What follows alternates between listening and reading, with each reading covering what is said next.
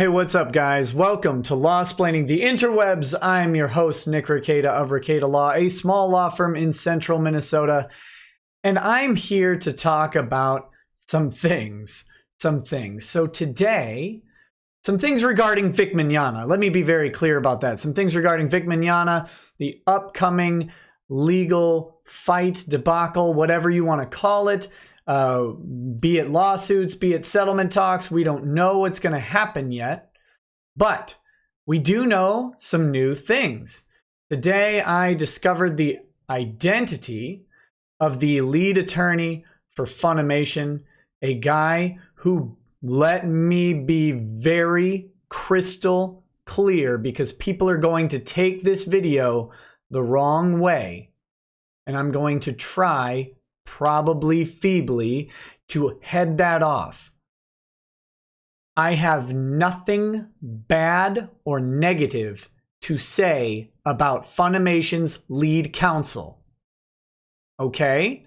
By all accounts that I have heard, he is a careful, thorough, and effective guy who seems to be level-headed, seems to be honorable, seems to be ethical. He has some pretty high profile cases that he has dealt with. And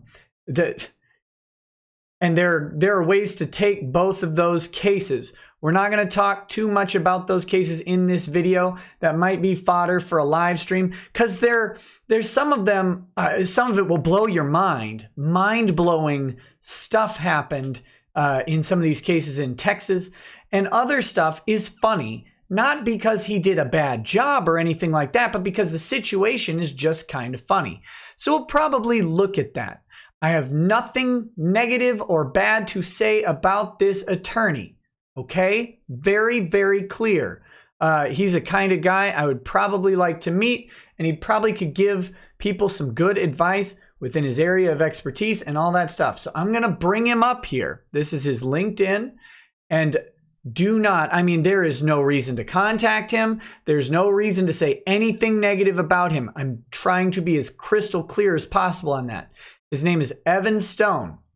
Evan Stone, here he is. Here's how you find him. Legal counsel, Funimation. There you go. And he does say, I'm an entertainment lawyer currently serving as legal counsel for Funimation Entertainment. If you type in legal counsel and Funimation into LinkedIn, you'll find him. There you go. That's Evan Stone. He is of Stone and Vaughn PLLC, a respectable law firm in North Texas. He does have he's been an attorney since something like 2009, I think. He's been working at Funimation. Before that, he's been working at Funimation since 2007. So an experienced attorney, has some interests involving copyright. And what he's really got a lot of notoriety for is he, on behalf of his clients, goes after pirates, software pirates. Which is probably a big reason why Funimation hired him.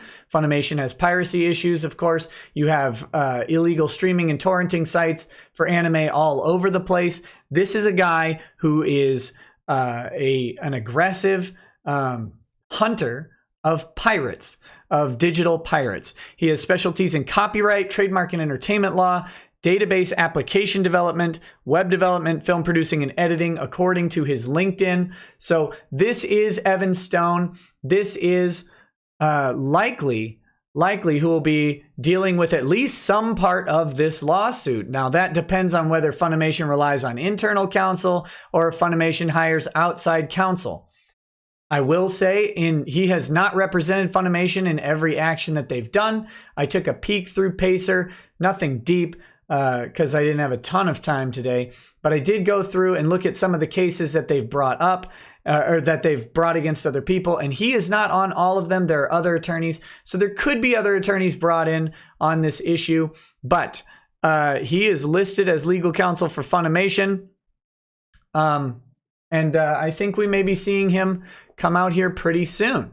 But that said, again, nothing negative to say about Evan Stone. What I will say about Evan Stone is his experience is around copyright, trademark, and entertainment law. Funimation's, I guess, issues that I've seen have largely been going after pirates and dealing with, stuff like that. Oh, he does list some skills here, a couple more skills down in his bio.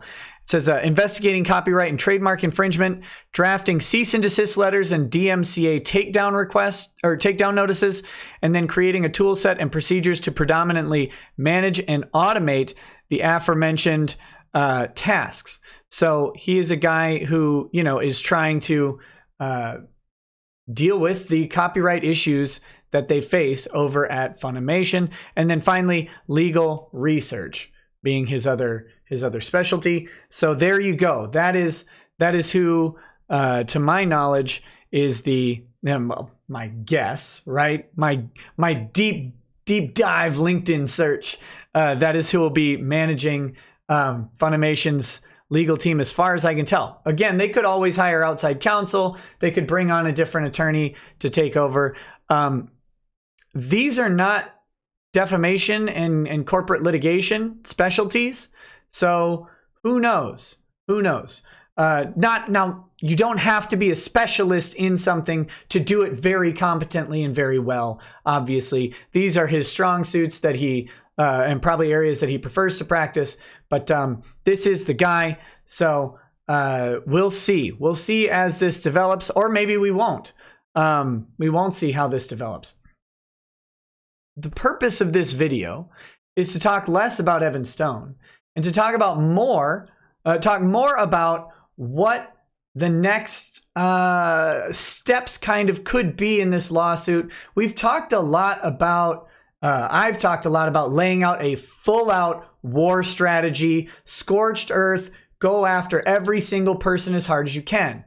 And that may be in the cards, but there may be other things in the cards too. And that's what I'm going to talk about just briefly today to kind of give some ideas, because there's some weird thoughts out there on the Twitterverse talking about the definite elements of various Texas laws and what can and can't be sued for. And let me just tell you, y'all aren't lawyers. And it's not an insult. That's not an insult, and that's not an appeal to authority. What I can tell you, though, is it shows that you're not lawyers. You don't really know how these things get litigated. It looks like you're going through some websites and copying and pasting. That is great. Go learn all that you can about the legal process. You will not catch me condemning that. But what I can tell you is some of your thoughts about what the realities of the situation are not going to help you get counsel. Hire a lawyer. Now, I know what some of you are thinking. I know you're thinking this. You're thinking Funimation is going to defend me. Sony's giant team of lawyers is going to defend me. And we're going to talk about that in just a second. We're going to talk about that thought in just a second, because it's not necessarily the wrong thought. A lot of people are going to say, well, we have these roles at Funimation. We're speaking. We have voice acting roles. We may have other roles. Some people in there may have other roles inside, editors. Some of them may be some level of management or have hiring or firing authority. So Funimation might want to defend them. All of that is possibly true. Possibly. But there's always another possibility, and I'm going to focus on that one tonight for you guys, because I don't think you understand, as demonstrated over and over and over again, I don't think you understand what you have gotten into and what the reality of your situation is. First, I want to briefly talk about the GoFundMe. Here we go. I just refreshed this, but let me double check. $63,190 have been raised in 4 days. Over 2,100 people have donated. Thank you so much. Over 4,000 people have shared this. Guys, that is amazing. Amazing, amazing. Thank you so much for doing that. If you cannot give and you believe in this cause, the cause being not just Vic. It's not just about Vic. This is about the ability for a bunch of people on Twitter to go ahead and destroy someone's life on allegations that are not verified or verifiable. They keep talking about this criminal aspect of it. Oh, it's beyond the statute of limitations. Almost all of this is beyond any level of criminality in the first place. If you called the police about most of this stuff, they wouldn't have much to say. We're not to the point of statutes of limitations. We're to the point of, could you even accuse someone of this as a crime? And most of them are probably not.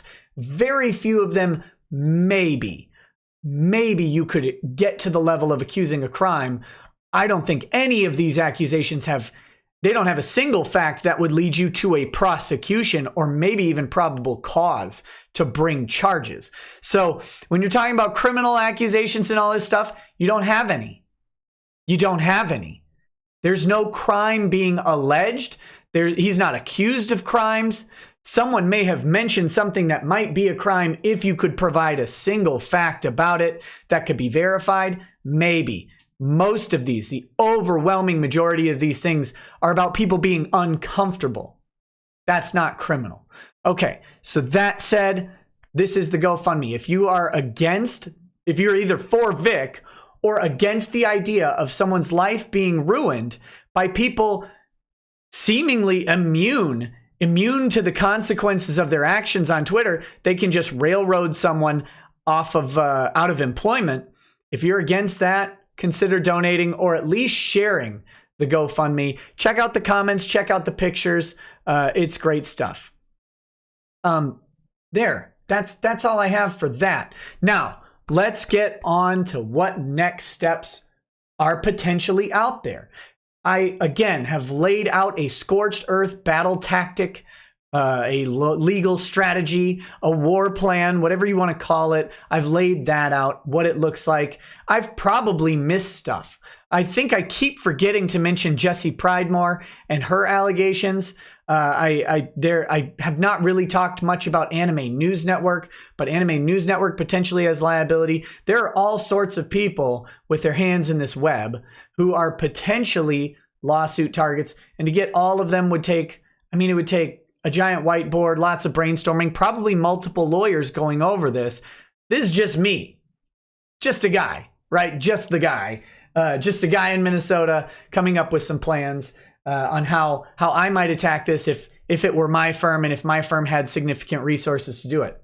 I don't have resources to do this. It's not my firm's specialty. So that said, not everything is solved by litigation.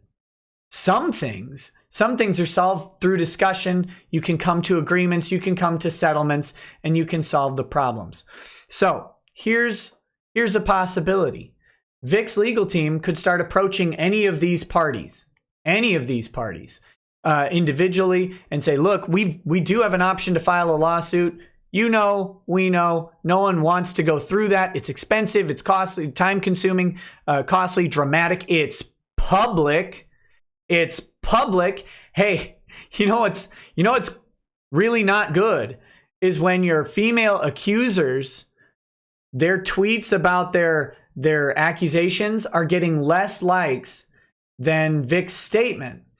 You guys are facing a real PR issue here. You're facing real PR issues. I don't know if you've been following the videos about the Vic Mignogna thing, the metrics around them. We're talking videos about Vic Mignogna are doing 100, 200, 300,000 views, and the ratios on them, 97, 98, 99% positive in support of Vic Mignogna. Oh my goodness. This looks terrible for you, Funimation. Sony, ding, ding, ding. You just bought Funimation. Do you want to put yourself in the executive team or the management team at Funimation's shoes when they have to go to Sony of America, their new boss who just bought them, and they're all like, no, we're competent. Please keep us on staff. Please don't buy us and fire all of us like a lot of corporate entities want to do when they buy some smaller company. They're like, wait, we want to get these people out because we think we can improve efficiency, we can improve profitability, we can monetize this product better than they've done. And they come out and they're like, no, here's our plan. Here's what we can do with Sony's resources. We can really improve our process. Yeah, okay. Now picture you've just been bought and you're facing a lawsuit where you could have to pay someone millions of dollars, literally millions of dollars if you lose this suit. And that's just a red mark on the ledger for Sony's new purchase. Now, I know what you're thinking out there in internet land. You're thinking, well, then Sony will be motivated to defend this. Will they? Will they? Because Sony might want to let Funimation handle that. For all sorts of reasons, Sony might want to let Funimation handle that and let those nice corporate barriers that are set up between those companies, the subsidiary, and the parent company, those corporate barriers exist for multiple reasons. And one of them might be to let Funimation take the L and not necessarily impact Sony's ledger in the way that it's going to impact Funimation's ledger. There's some nice separation of corporate entities there that Sony really might rely on. Now, here's another thing. If I'm Vic's lawyer, going after Sony is much deeper pockets than Funimation. If I'm going after Funimation, I know that I have this range of money to deal with. If I'm going after Sony, my settlement gets 10 feet higher each time, right? Every word. It goes up, because Sony has deeper pockets. Now, who wants to keep this quiet? Everybody will want to keep this quiet. Handling this in a settlement provides the possibility of non-disclosure. They can say, we've resolved it. Now, there's going to be some disclosure. You've got a man's reputation on a chopping block, and you've taken a cleaver to it. You've got to mend that. That's going to probably be public. But the rest of the terms of that settlement, sealed up, quiet. No one gets to know what was said. And more importantly, maybe no one gets to see the discovery Funimation and Sony have revolving around Vic Mignogna and his fans who are tens to hundreds of thousands of paying customers that they might have said something about that maybe they might not want people to see. Okay? Guess what? Depositions, email, electronic discovery, physical discovery of documents, that's public. You've got YouTubers from all different spheres, from the legal sphere, from the comic sphere, from the anime sphere, from the feminist sphere. You've got all of that. You've got all of that sitting out there just begging to read these documents in public to the whole world. Does Sony want their internal communications put up there?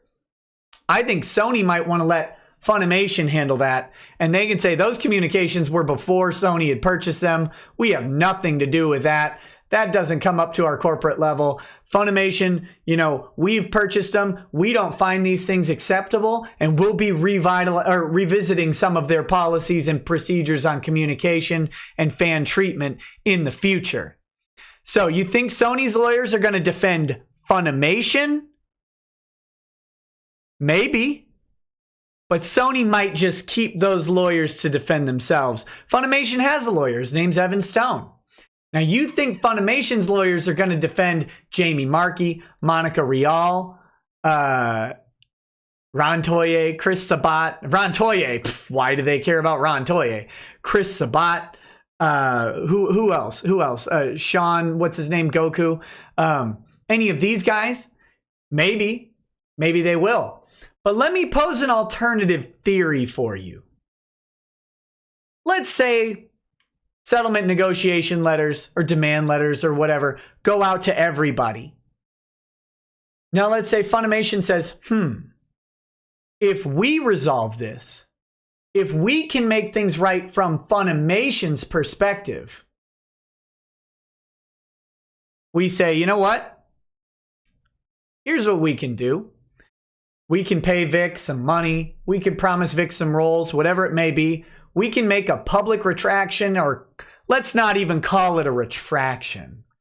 Let's make a public clarification that the tweet that Funimation sent out that implies strongly that Vic is guilty of some sort of harassment, and that there was some sort of investigation that concluded that harassment of maybe a sexual nature was put upon Vic or discovered through that investigation, maybe they want to put out a clarifying statement as a result of the settlement, where they would say, you know, we want to be clear.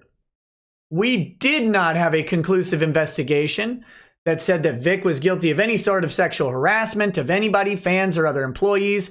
We determined other reasons to cease working with Vic Mignogna, and the statements of our voice actors and actresses are entirely their own and do not represent the corporate stance of Funimation. Let's say Funimation wants to do that to maybe avoid the business defamation or corporate defamation, you know, the anti-competitive practices that are out there. Let's say Funimation wants to do that. Part of that settlement might be, you know, we pay Vic or we hire Vic, whatever they're gonna do there, because there could be some economic compensation, absolutely. That clarifying statement, and finally, full cooperation on discovery with any communications to any other potential parties.